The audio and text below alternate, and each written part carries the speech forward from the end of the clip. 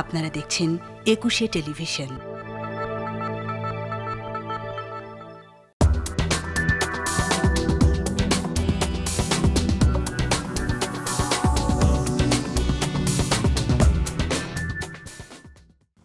আমন্ত্রণ জানাচ্ছি প্রিয় দর্শক, 21 রাতে 5 আগস্ট থেকে 5 ফেব্রুয়ারি 6 মাস গণ অভ্যুত্থানের।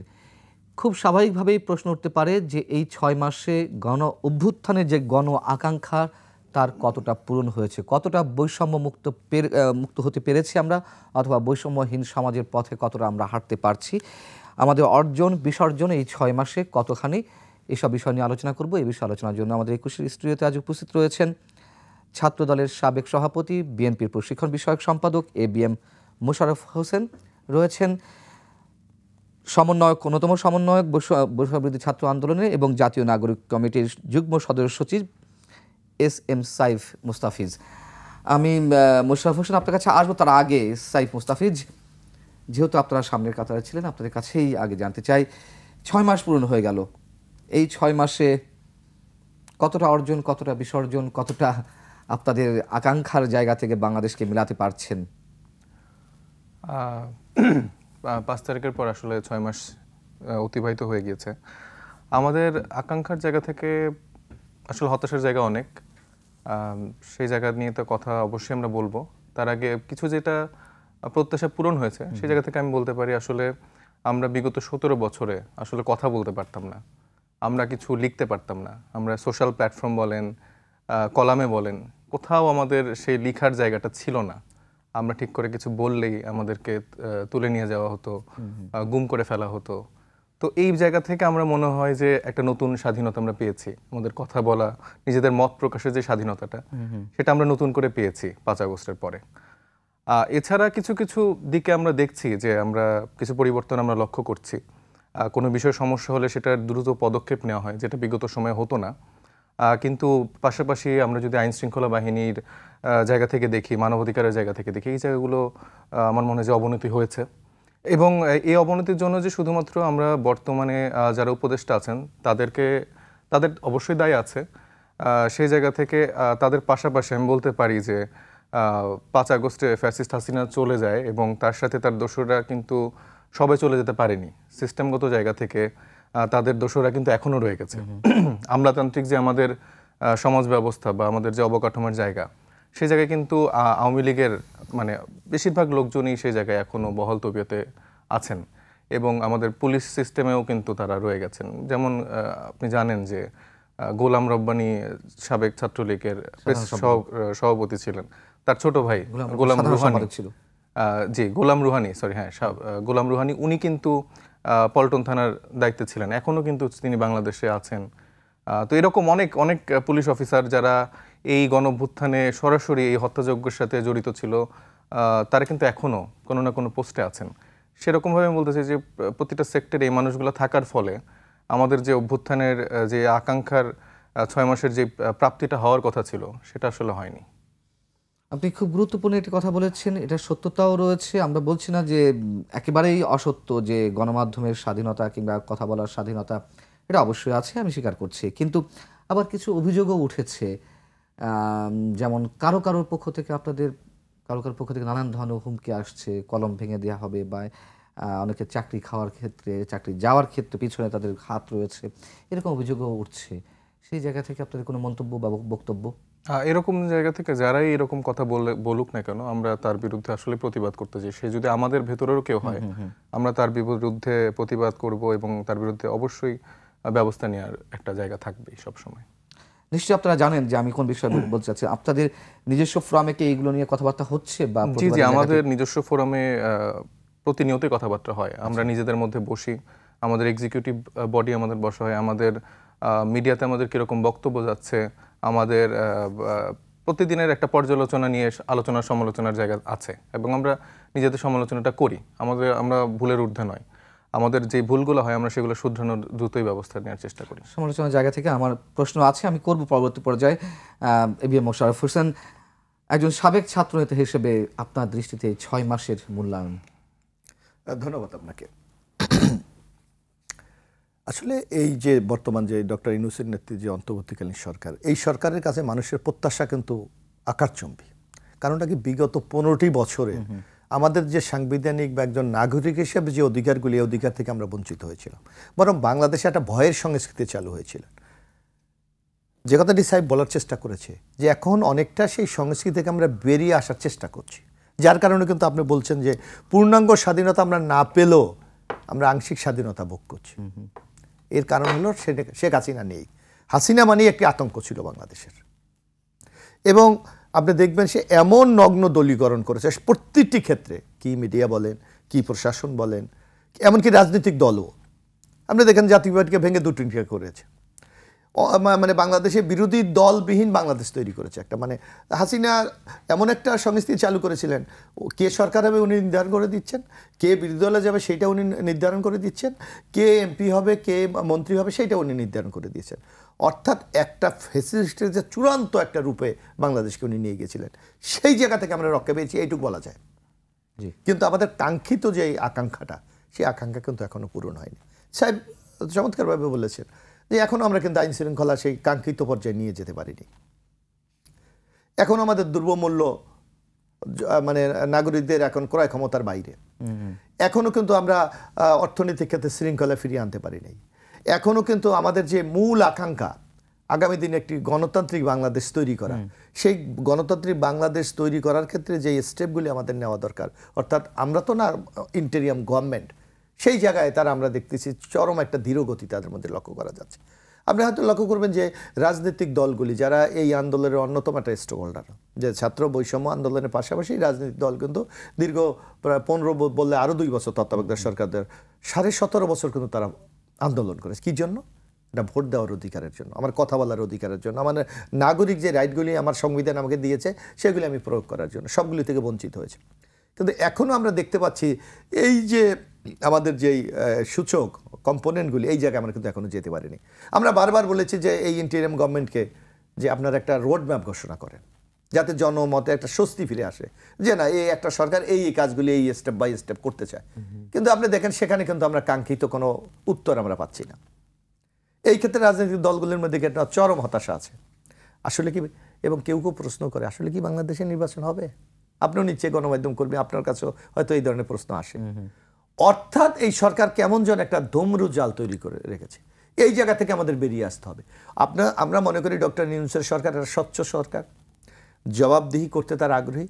সুতরাং আগামী দিনে কেমন বাংলাদেশ উনি দেখতে চায়, এগুলো হলো কেন? মানে আপনারা তো অভিযোগ করছেন বা এগুলো জনসম্মুখেও নানান ধরনের সেমিনার, সিম্পোজিয়াম, সমাবেশে তুলে ধরছেন।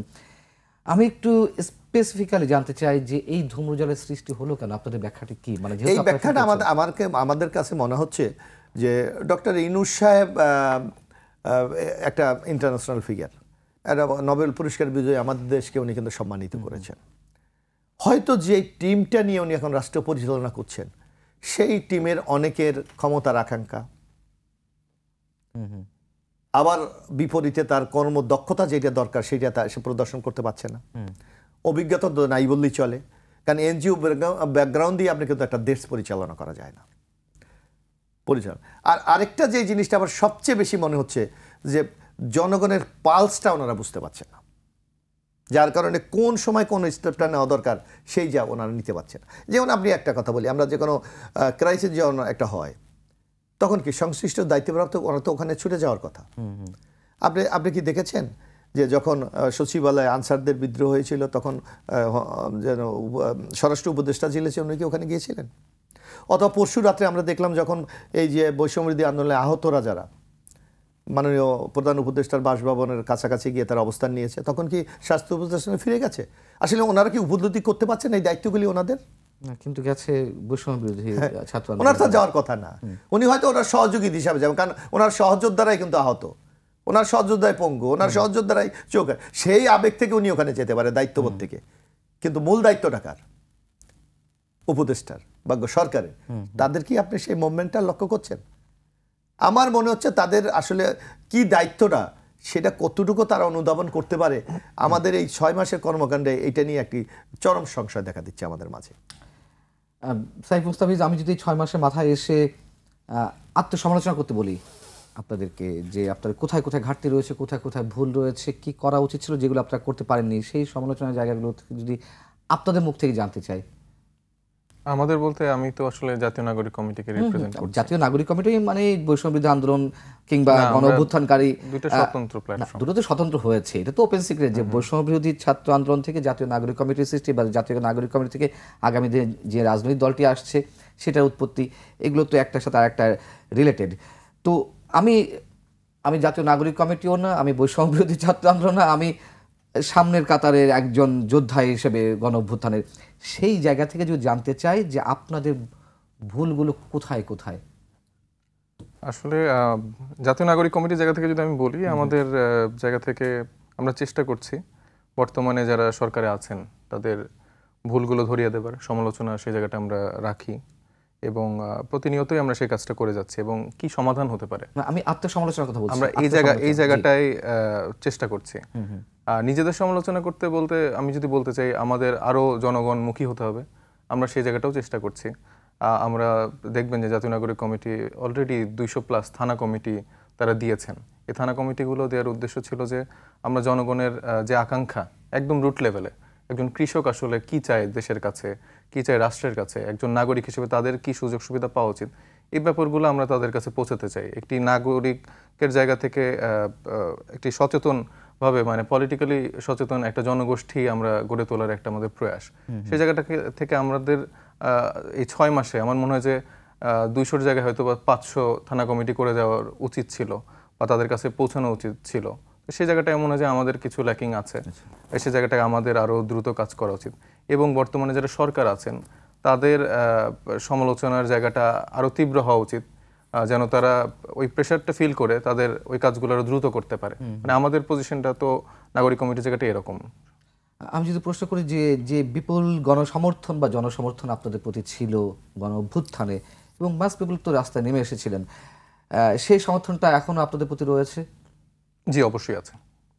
মোটামুটি বলতে চাচ্ছেন যে মানুষ আগের মতোই আপনাদের সঙ্গে রয়েছে, আপনাদের যে আশা, কারণ আমরা বললাম যে আমরা তো রুট লেভেলে যাচ্ছি, যেই অভিজ্ঞতাটা কিন্তু আমাদের পূর্বে ছিল না। মানে আমি আমার শিক্ষা জীবন ঢাকা বিশ্ববিদ্যালয়ে শেষ হয়েছে, তো আমি কিন্তু আগে আমার নিজের ব্যক্তিগত জায়গা থেকে হয়তো আমি আমার গ্রামের বাড়ি সিরাজগঞ্জে আমি যখন যাই তখন আমি কিছু মানুষের সাথে কথাবার্তা বলি, মানুষের সাথে জানার চেষ্টা করি। কিন্তু আমরা যে এখন যেরকম একদম একটা বস্তিতে চলে যাচ্ছি, আমরা ধানের কৃষকের মাঠে চলে যাচ্ছি, চায়ের দোকানে বসে কথা বলছি, এই ব্যাপারগুলো কিন্তু বিগত সময় ছিল না। এবং একটা জায়গায় ছিল একটা শহর কেন্দ্রিক আমাদের মুভমেন্টগুলো। তো সেই জায়গা থেকে আমরা যখন একদম রুট লেভেলে চলে যাচ্ছি, তাদের যে আগ্রহ এবং আমাদের যে দল ঘোষণার যে কথাটা বললাম, এটা কিন্তু আমাদের আমাদের এই অবস্থানটা ছিল না। আমরা কখনোই রাজনৈতিক দল হিসেবে আত্মপ্রকাশ করতে চাইনি। কিন্তু আমরা যখন মানুষের কাছে পৌঁছাচ্ছি, তাদের আগ্রহ এটা যে আপনাদের তরুণদের নতুন দল কবে আসবে, আপনারা কেন রাজনীতিতে আসছেন না, আমাদের ম্যান্ডেট নিয়ে আপনারা আসেন। তো এই জায়গাগুলো যখন তৈরি হয়েছে তখন আমরা ফিল করেছি যে না, আমাদের একটি রাজনৈতিক দল প্রক্রিয়ার দিকে যাওয়া উচিত। এবং তারপর ফলশ্রুতিতে আমরা আমাদের যারা স্টেক হোল্ডাররা আছেন, এই অভ্যুত্থানে যারা সক্রিয় ভূমিকা রেখেছেন বা বিগত সময়ে 17 বছরে যারা আসলে আন্দোলন সংগ্রামে নিজেদের ভূমিকা রেখেছেন, তাদের সাথে আমরা কথাবার্তা বলি এবং আস্তে আস্তে এটা একটা প্রক্রিয়াধীন অবস্থায় আসছে। এবং আমার মনে হয় যে এই ফেব্রুয়ারি মাসে আমরা আশা করছি নতুন দল ঘোষণা করতে পারবো। মুশাররফ হোসেন, আপনার কাছে কি মনে হয়, এই গণঅভ্যুত্থানে তো ছাত্ররা নেতৃত্ব দিয়েছে, সেই ছাত্র নেতৃত্বের মধ্যে আমি মনে করি ছাত্র শক্তি থেকে উঠে আসা একটা তরুণ প্রজন্ম ছিল, আমি সংগঠনের কথা বলছি, ছাত্র শক্তি, এর সাথে আমি ছাত্র শক্তির কথা এই জন্য বললাম, আমি অন্য দলের বা ছাত্র সংগঠনের নাম উল্লেখ করতে চাই, এর সাথে ছাত্র দল ছিল, ছাত্র ইউনিয়ন ছিল, ছাত্র শিবির ছিল, আরও অন্য ছাত্র সংগঠন ছিল। সাইফ যেই দাবিটি করছে যে গণ সমর্থন তাদের প্রতি আগের মতোই আছে, বরঞ্চ বেড়েছে, ছাত্র দলের সাবেক নেতা হিসেবে আপনি কি মনে করেন যে এই সমর্থনটা কি এখনো আছে কিনা? না, আমি এটা মনে করি যে যে প্রত্যাশাটা নিয়ে আসলে 5ই আগস্ট সংগঠিত হয়েছিল সেই জায়গায় নাই। কেন নাই আমি একটু বলি আপনাকে। তাই একটা কারণ যে আমরা কিন্তু এর আগেও মুভমেন্ট দেখেছি, আপনারও দীর্ঘদিন আপনি সাংবাদিকতা করেন। আমার মনে হয় এই যে 5ই আগস্টের পর এই যারা বৈষম্যবিরোধী ছাত্র আন্দোলন, তারা কিন্তু একটা নতুন চ্যালেঞ্জ গ্রহণ করেছে। রাজনৈতিক দল করতে গিয়ে না, টোটাল এই যে অতীতের যে আন্দোলনের শক্তিগুলি যারা অভ্যুত্থান ঘটিয়েছে বা আন্দোলন সফল করেছে, তাদের চেয়ে আলাদা একটা চ্যালেঞ্জ তারা গ্রহণ করেছে। আমি একটু বললে আপনি বুঝবেন। যেমন আপনি 70-এর বলেন, স্বাধীনতা যুদ্ধের সময় তখন কিন্তু ছাত্র সংগ্রাম পরিষদ, আসম আব্দুর রব, নুর আলম সিদ্দিক, শাহজাহান সিরাজ এদের নেতৃত্বে ছিল। তারা কিন্তু দেখবেন রাজনৈতিক শক্তিকে উপেক্ষা করেও ঢাকা বিশ্ববিদ্যালয়ের ২০ আগস্ট, যেটা তৎকালীন আওয়ামী লীগ চায় নাই, তারা স্বাধীনতার পতাকা উত্তোলন করেছে, তারা স্বাধীনতার ইশতেহার ঘোষণা করেছে, তারা জাতীয় পতাকা কি হবে সেটা তারা তৈরি করে কিন্তু উত্তোলন করেছে। অর্থাৎ রাজনীতির শক্তির বাইরে গিয়েও কিন্তু তারা আন্দোলনকে এগিয়ে নিয়ে যাওয়ার জন্য জনগণকে সংগঠিত করেছে। কিন্তু আফটার লিবারেশন আপনি দেখবেন তারা কিন্তু রাষ্ট্রীয় ক্ষমতায় যায় নাই কেউ, তারা কিন্তু একটা প্রেশার গ্রুপ হিসাবে কাজ করেছে। আবার যদি ৯০ দেখেন, যখন হয়তো আপনার সাংবাদিকতা জীবন, তখন দেখবেন আমানুল্লাহ আমানরা এরশাদের বিরুদ্ধে একটা গণ অভ্যুত্থান ঘটিয়ে তারা কিন্তু ক্ষমতায় যায়নি, তারা কিন্তু ক্যাম্পালে ফিরে গেছে। This is the new culture in the movement. এবার প্রথম এই বৈষম্যবিরোধী ছাত্র আন্দোলন একটা আন্দোলনের নেতৃত্ব দিয়ে কিন্তু তারা রাষ্ট্রীয় ক্ষমতা গ্রহণ করেছে। কিন্তু এতে তো আমরা একটা নতুন এক্সাম্পল হিসেবে ধরতে পারি না। আমি বলি এক্সাম্পল হিসেবে আপনি তো নিতেই পারেন, স্বাভাবিক, এটা তো হয়ে গেছে। কিন্তু চ্যালেঞ্জটা তো আপনার সামনে আছে। রাইট। তাদের মূল্যায়নের কোনো বিষয় ছিল না। আমানুল্লাহ আমান বা সোমা আব্দুর রব, শাহজাহান সিরাজদের মূল্যায়নের কোনো বিষয় ছিল না। কিন্তু এখন কিন্তু মানুষ মূল্যায়ন করে, কারণ আপনি কিন্তু দেশ পরিচালনার দায়িত্ব আপনি নিয়েছেন। সুতরাং ব্যর্থতা হলে আপনাকে নিতে হবে, সফল হলো আপনাকে নিতে হবে। এক্স্যাক্টলি। এই ক্ষেত্রে কিন্তু আমি মনে করি বৈষম্য বিরোধীর একটা চরম দায় রয়েছে, এটা অস্বীকার করার কোনো সুযোগ নেই। চ্যালেঞ্জিং এর কি ঘাটতি রয়েছে? অবশ্যই ঘাটতি রয়েছে, কারণ এই যে জন আকাঙ্ক্ষা, জন প্রত্যাশা, সে প্রত্যাশা কিন্তু মানুষ এখন খুঁজে পাচ্ছে না অনেক ক্ষেত্রে। আরেকটি বড় চ্যালেঞ্জ হলো অন্য জায়গায়, সেটা হলো আমাদের মূল রাজনৈতিক শক্তি আপনি যেটাকে বলেন, তাদের প্রত্যাশার ক্ষেত্রে কিন্তু একটা চরম ব্যর্থ এখন ঘটতে যাচ্ছে। আমরা কি চেয়েছিলাম? আমরা চাচ্ছি একটা নিরপেক্ষ সরকারের মাধ্যমে রাষ্ট্র পরিচালনা। এটা তো আমরা যেটাকে আমরা আগে রাজনীতির ভাষায় আমরা কেয়ারটেকার বলি, নির্দলীয় সরকার বলি, এখন সাহেবের ইন্টেরিয়াম গভর্নমেন্ট আমরা বলি, অন্তর্বর্তীকালীন সরকার। এখানে কিন্তু এই আন্দোলনের একটা শক্তির ৩ জন প্রতিনিধি আছে বৈষম্যবিরোধী ছাত্র আন্দোলনের, কিন্তু এই এখন কিন্তু আর আমরা নিউট্রাল ক্যারেক্টারটা নাই। সুতরাং আমি মনে করি এই সরকারের চ্যালেঞ্জটা আরও বেশি, যে তাদের নিরপেক্ষতা প্রমাণের ক্ষেত্রে।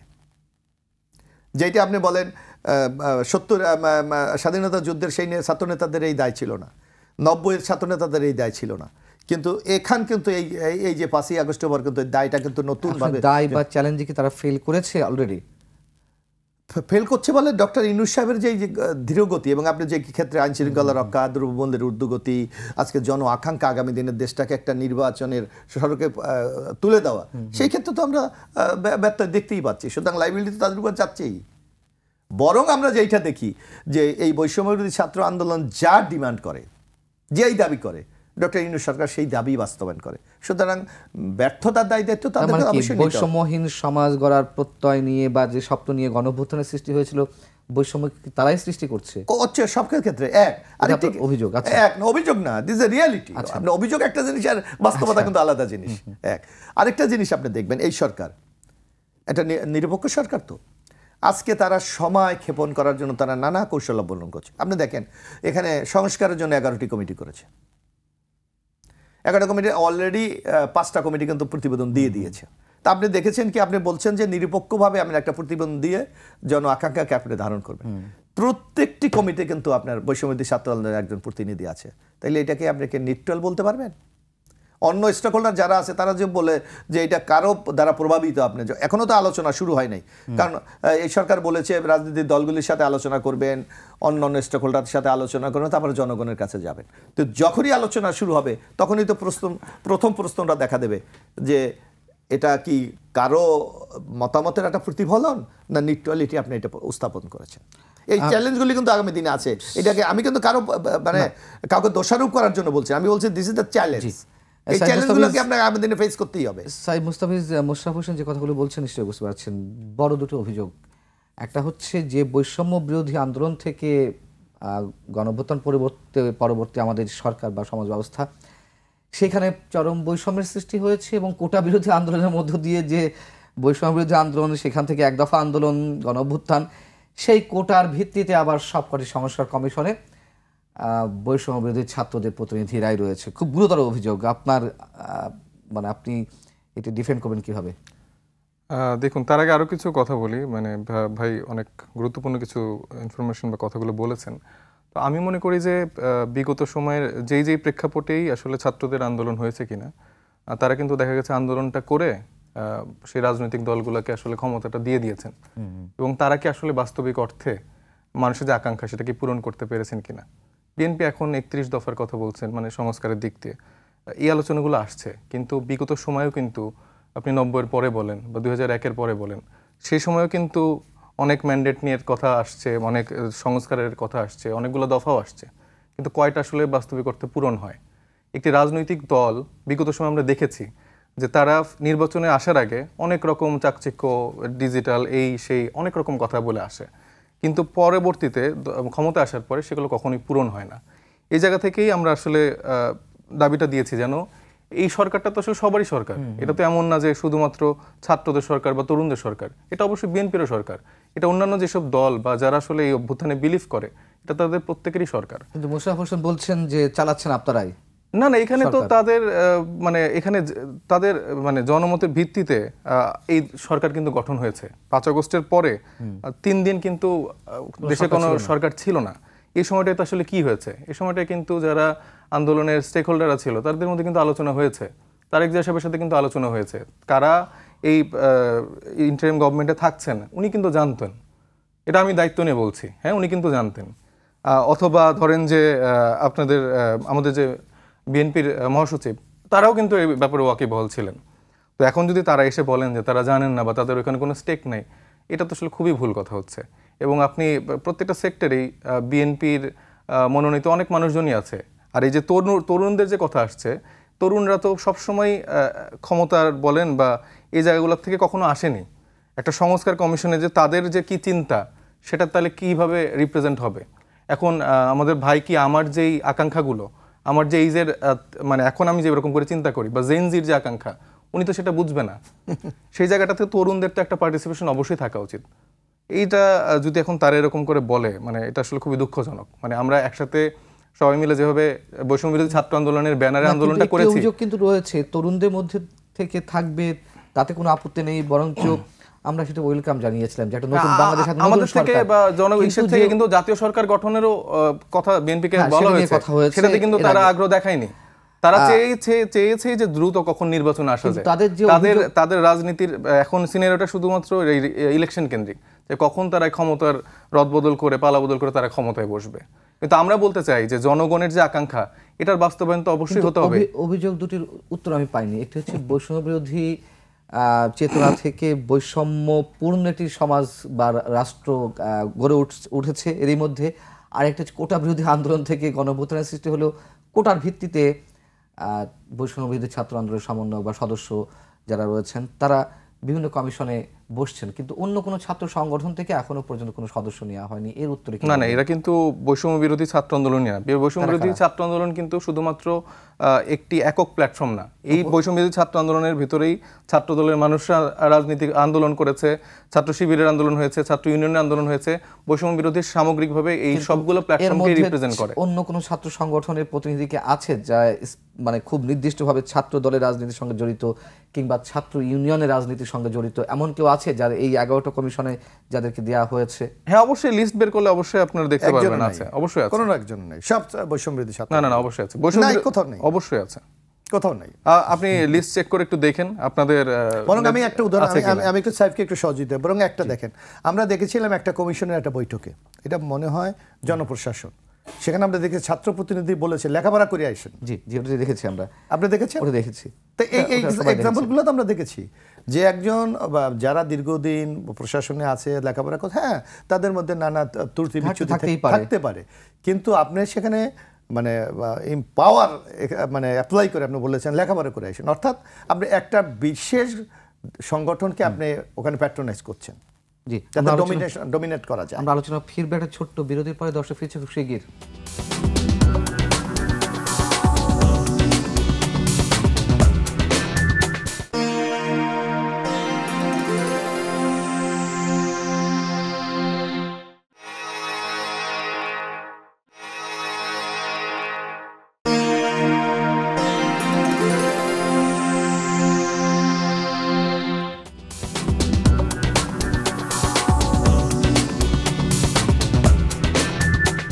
আবার আমন্ত্রণ 21 রাতে 5 আগস্ট থেকে 5 ফেব্রুয়ারি 6 মাসের যে অর্জন বিসর্জন গণ অভ্যুত্থানের পরে সেটি নিয়ে আমরা আলোচনা করছি। আমাদের সঙ্গে রয়েছেন সাবেক ছাত্রদলের সাবেক সভাপতি এবং বিএনপি কেন্দ্রীয় নেতা এবিএম মোশাররফ হোসেন, রয়েছেন জাতীয় নাগরিক কমিটির যুগ্ম সদস্য সচিব এস.এম. সাইফ মুস্তাফিজ। মোশাররফ হোসেন, আবার আপনার কাছে আসতে চাই। সাইফ মুস্তাফিজ এর মধ্যে বেশ কিছু অভিযোগ করেছেন যেগুলো তাদের কাছে দুঃখজনক বলে মনে হয়। রাজনৈতিক দলগুলোর যে আচরণ বা বিএনপির বিরুদ্ধেও কিছু কিছু অভিযোগ উঠেছে, আপনার মন্তব্য জানতে চাই। না, এখানে সাইফের আমি একটা কথা বলতে চাই। আমরা একটা রাজনৈতিক সংগঠন, আমাদের একটা দলের আইডিওলজি আছে, আমাদের একটা ম্যানিফেস্টো আছে, আমরা কি করতে চাই। যেমন আমরা বহুদলীয় গণতন্ত্রে বিশ্বাস করি। এখন আপনি যদি বলেন যে বিএনপি কেন ওই সংগঠনকে রাজনীতি, কারণ আমাদের চেতনাই তো একটা, সকল মতকে আমরা ধারণ করার মতো সেই সক্ষমতা আমাদের আছে, যার জন্য আমাদের নেতা শহীদ রাষ্ট্রপতি জিয়াউর রহমান বহুদলীয় গণতন্ত্র প্রবর্তন করেছেন। আমরা এখন ধরেন বাংলাদেশের জাতীয়তাবাদে বিশ্বাস করি। এই যে আমাদের আইডিওলজি, এই আইডিওলজির সাথে তো আমরা কোথাও কম্প্রোমাইজ করব না, বরং আমরা সবসময় একটা সাংবিধানিক শাসনে বিশ্বাস করি।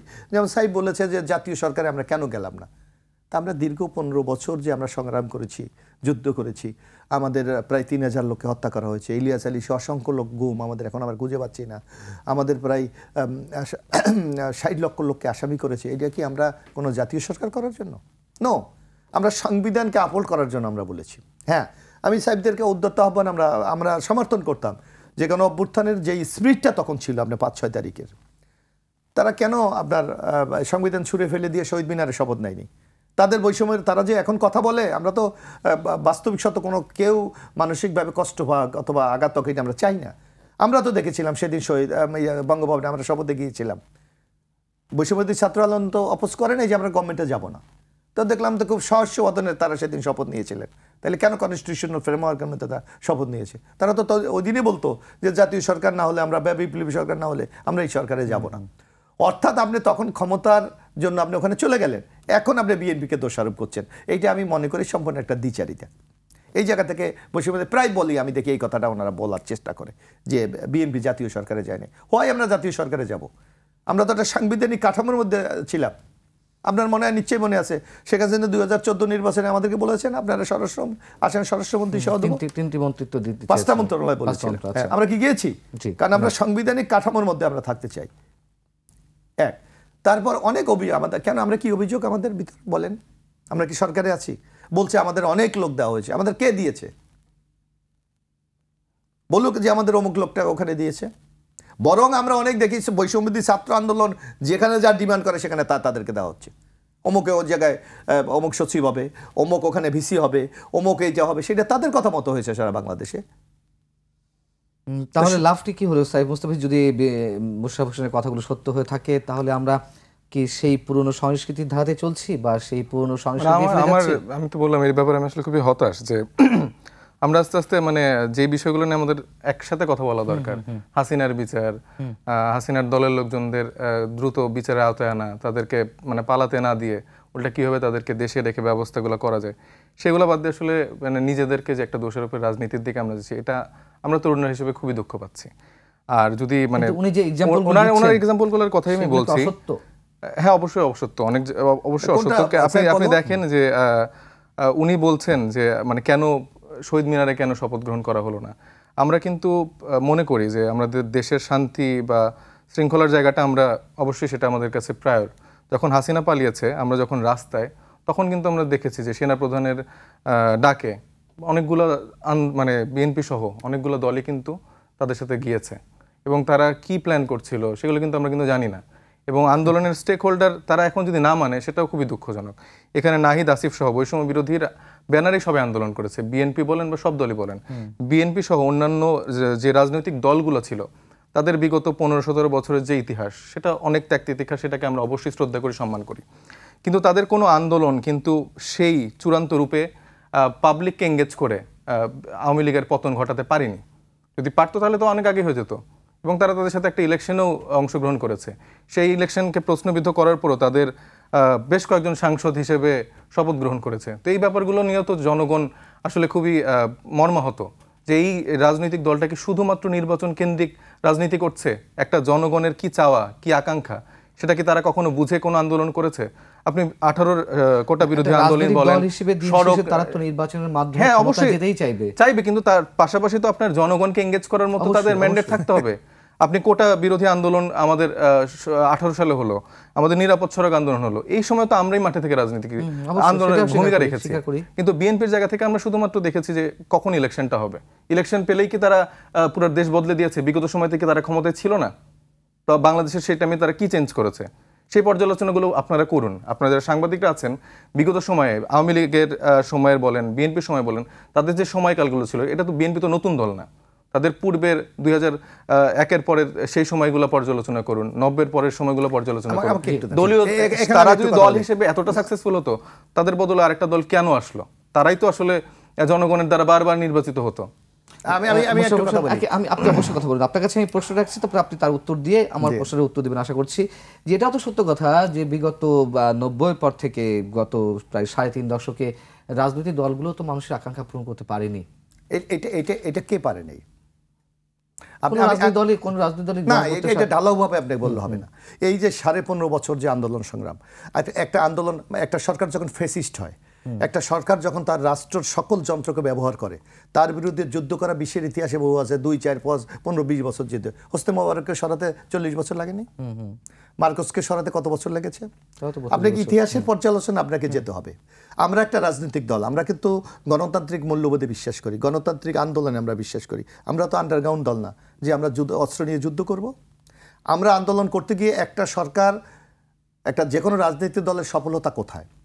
সরকার থেকে, জনগণ থেকে সরকারকে বিচ্ছিন্ন করে দেওয়া, তার জনপ্রিয়তা শূন্যের কোটা নিয়ে। আজকে যে বৈষম্য 1 মাস 5 দিনের আন্দোলন করে আপনি হাসিনাকে সরিয়ে দিয়েছেন, আর যারা 15.5 বছর ফাইট করেছে তারা কি করেছে? বরং যদি আমরা অনেক কথা বলি না, বরং বিএনপি এই আন্দোলন আপনি দেখবেন আমাদের অনেক, এই যে আমাদের আমির খসরু মাহমুদ চৌধুরী, শহীদুদ্দিন নিচুরি চৌধুরী, আমাদের নীরবের অসংখ্য নেতৃবৃন্দকে গ্রেপ্তার করেছে। কই আমরা তো কোনোদিন বলি নাই যে আমরা আন্দোলন থেকে সরে গেছি। কারা সেদিন ডিবি অফিসে বলেছিল আমরা আন্দোলন প্রত্যাহার করেছি?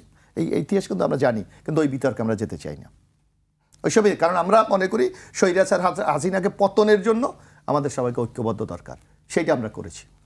বরং আপনি দেখেন এই ছাত্রদের আন্দোলন ছিল কি? বৈষম্য বিরোধী, চাকরির জন্য ছাত্রদের আন্দোলন ছিল যে আমি উপদেষ্ট হব। আমরা তো সেই সব প্রসঙ্গে যেতে চাই না পান্না ভাই, ওই সব প্রসঙ্গে কিন্তু আমরা একটাও যেতে চাই না। আমরা চাই যে একটা জগদ্দল পাথরের মতো জাতির কাছে বসেছিল, সরি, আমরা সবার সম্মিলিত প্রচেষ্টার মাধ্যমে তাকে বিদায় করেছি। এখন আমরা নতুন বাংলাদেশ গড়তে চাই। আপনি বলছেন বিএনপি পারে নাই, কিন্তু তাহলে বাধাটা কোথায়? সবাই বৈষম্য মুক্ত বাংলাদেশ করতে চায়, ছাত্ররা করতে চায়, আপনারা করতে চান। না, তাহলে আপনি আজকে যে প্রশ্ন দেখাতে, আমরা তো এই প্রশ্ন করি নাই। ছাত্ররা বৈষম্য দূর করার জন্য করে, তার কি ক্ষমতায় যাওয়ার জন্য করেছে? আমি বলে দিই বাধাটা কোথায়। বাধাটা হচ্ছে যে আমরা তো এই প্রশ্ন করতে চাই না,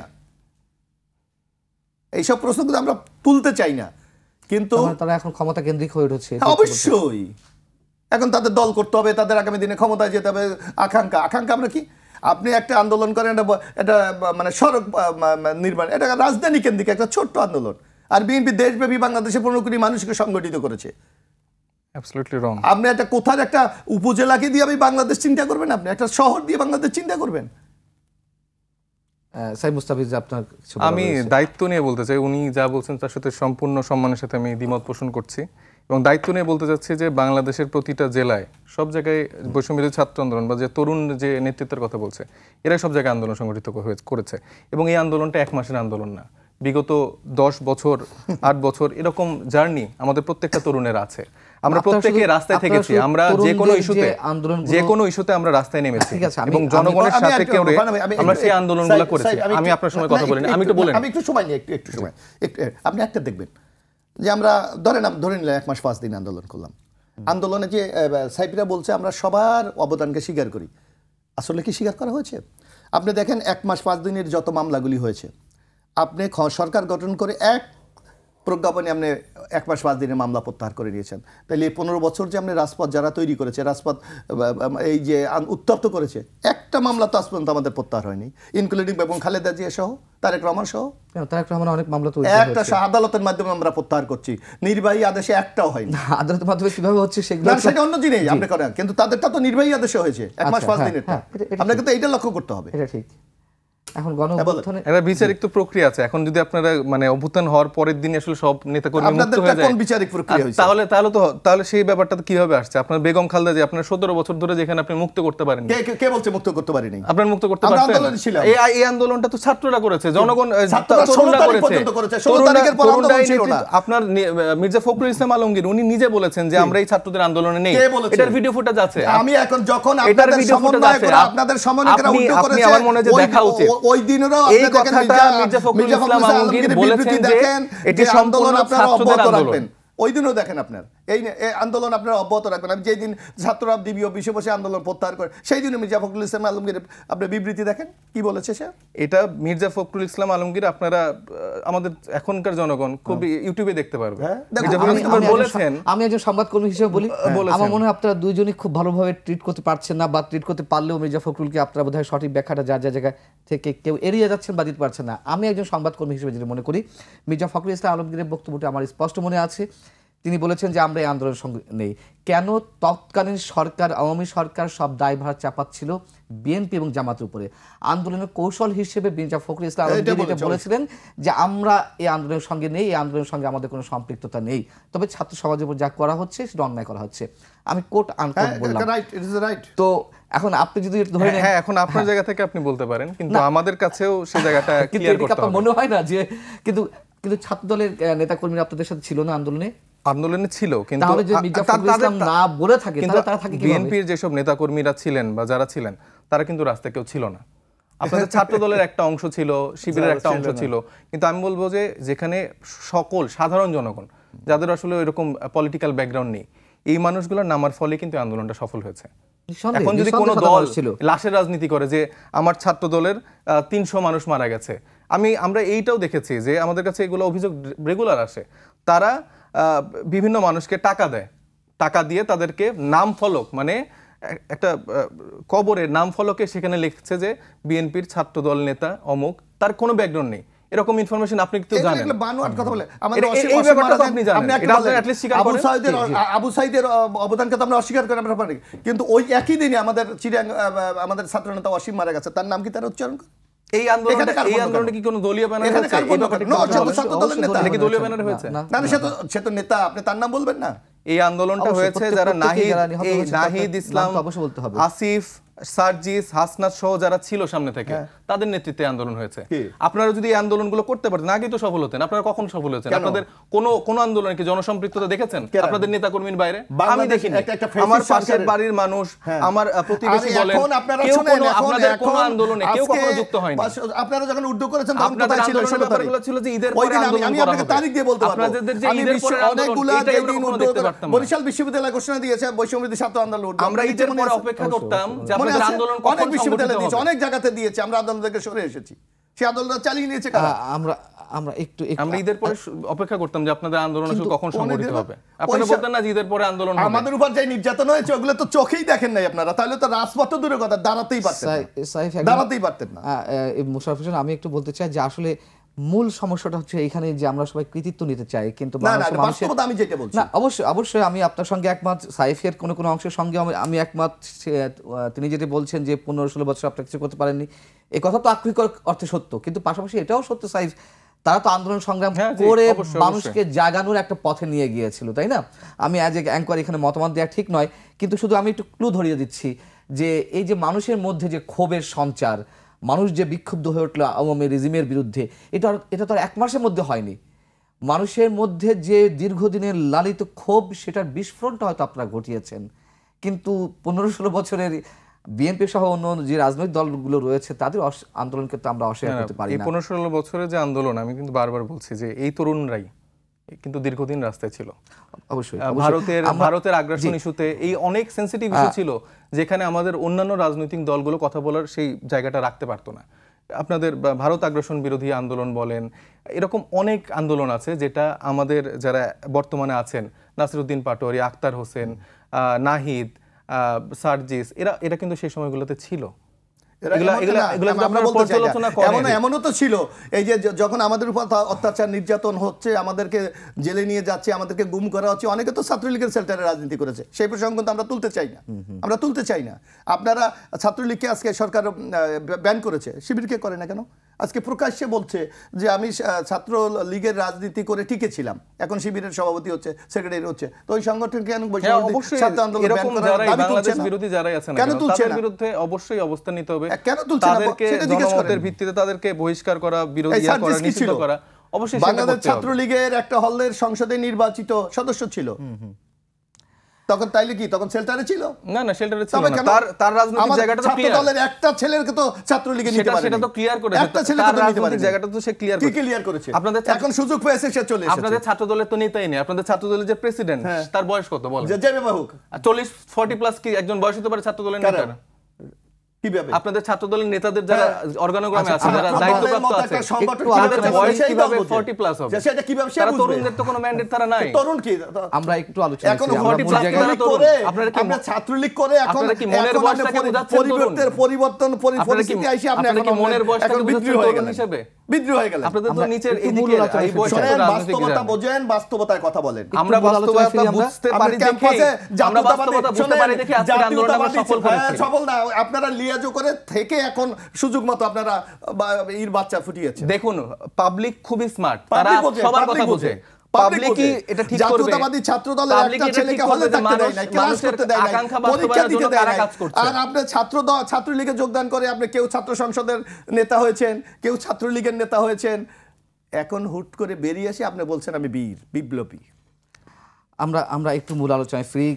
সাইফ, মানুষের যে নিত্যদিনের, আমরা প্রায় শেষ পর্যায়ে, একটু সংক্ষেপে যদি বলি, মানুষের যে নিত্য প্রয়োজনের যেই বিষয়গুলো, মানে নিত্য পণ্যের যে মূল্য, মানে ঊর্ধ্বগতি, আইন শৃঙ্খলা, এইগুলো কি আমাদের প্রত্যাশার বাইরে কিনা?